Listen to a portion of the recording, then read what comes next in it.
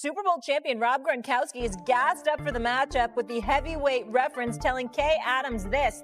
The Eagles opened the floodgate of, hey, if you punch these guys in the face, if you come out swinging, they're going to fold, and they're not going to be the team you saw all last year. S.A., you buying Gronk's comments? No, I think Gronk is buying my comments. I said it first, damn it. I've been saying it for the last 2-3 months, if not longer.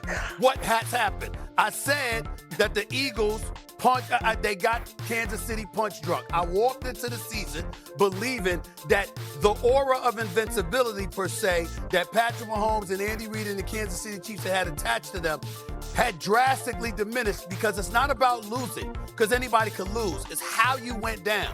And I use a boxing analogy, which is appropriate because I'm here in Vegas for arguably the biggest fight of this decade between Canelo Alvarez and Terrence Crawford. What did I say?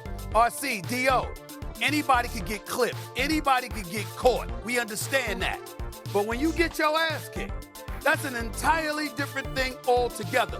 And the Kansas City Chiefs got bum rushed. It was so bad for the Chiefs, the cameras didn't even show Taylor Swift. They said, we don't want to do that to her. We don't want to do that to the Swifties. This is how bad it was. I mean, they got stomped. And when that happens, and you are a team, you're an NFL team, and you're watching the Eagles not blitz one time in the Super Bowl, sending 4, dropping 7 back into coverage.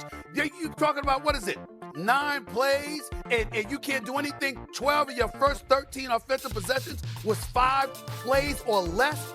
Complete, utter domination. Spotted them 34 points before you scored a point. They got robbed. And if you're an NFL opponent and you see that, you're like, wait a minute. We respect Kansas City. We know what they bring to the table. But damn, we ain't see them get humbled like this. Yes, they can be had. And I do think that aura of invincibility has been touched quite significantly. I'm gonna tell you. I want to apologize for not giving him credit for that. We should have never shared Gronk's comments. That was messed up. Next time, quote your source. Seriously. And I'm gonna say this. You don't give it to me, I'm gonna take it. I'm gonna say this, Stephen A, because I know you don't drink. You must be punch drunk too out there in Vegas. Because I'm gonna say this. There is no champion that hasn't gotten up off the mat. There is no champion that's had to pull himself off the ropes. There is no champion that's had to be coached in his corner how to fight back and win the next round after losing one. You don't go to the AFC Championship every time since being the starting quarterback and never have learned to rebound. I get it. You look at the Philadelphia Eagles and you think about that game and you say to yourself, I've never seen the Kansas City Chiefs look like this, unless you go back to 2020, 2021. Look at the Tampa Bay Buccaneers Super Bowl when they were punched in the mouth and when they found a way to rebound. All this team has ever done is get up off of the mat. But because we see them on top all the time, because we see them getting their hand raised at the end of the bout, we always think of them as winners. But this is the team that knows how to fight. This is the team in Andy Reid that has the toughest training camp in the NFL every single year. And you got your sports mixed up. See, football ain't boxing. Football is MMA. It's mixed martial arts, right? It's the UFC. Don't nobody go undefeated, right? That's why we talk about Khabib the way we talk about him. That's why we talk about John Jones the way we talk about him. Because you don't go undefeated. The best of the best of the best have lost. And then they get to the top of the mountain and they hold the championship belt, and we respect them for what they've been through.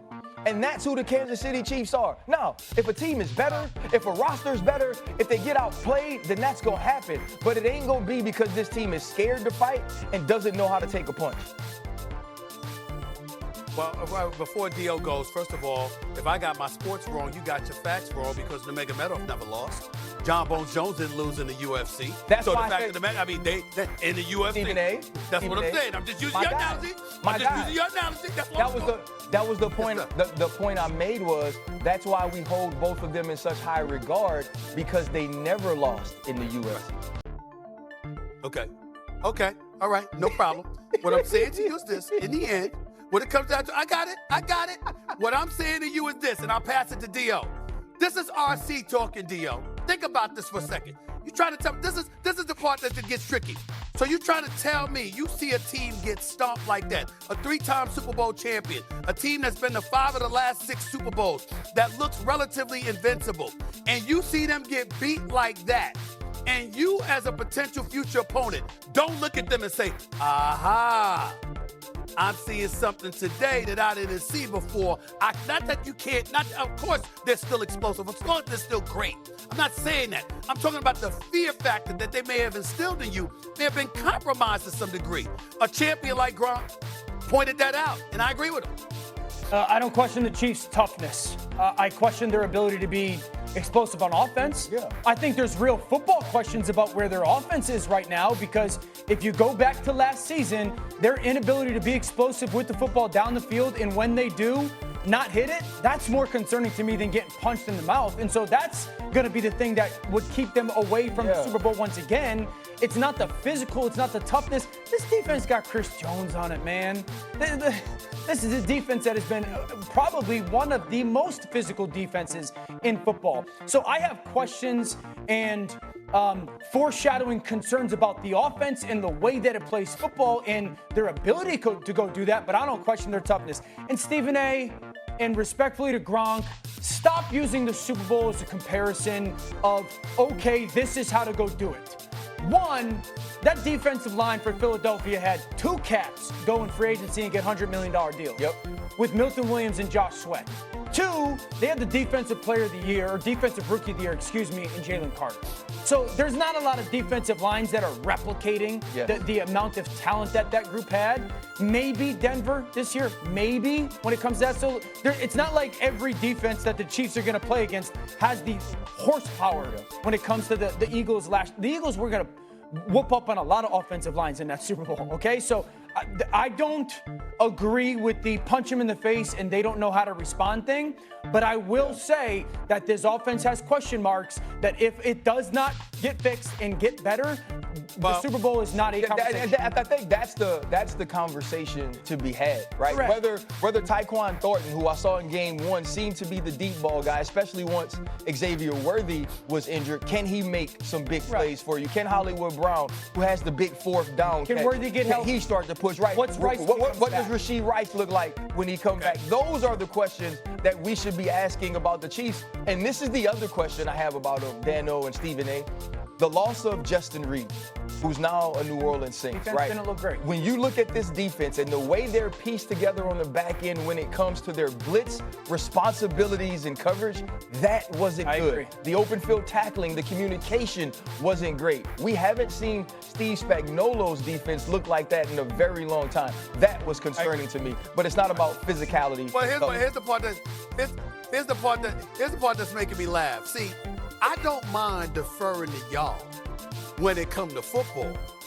But when it comes to creating narratives, who do y'all think y'all should be deferring to? No question. My lane. No question. You the that one. would be my lane. You the one. And so there we go. So my point to you is this. We can get technical with it all we want to about, okay, I'm using the words like punk drunk, I'm simplifying it or whatever. Y'all go into the nuances of all with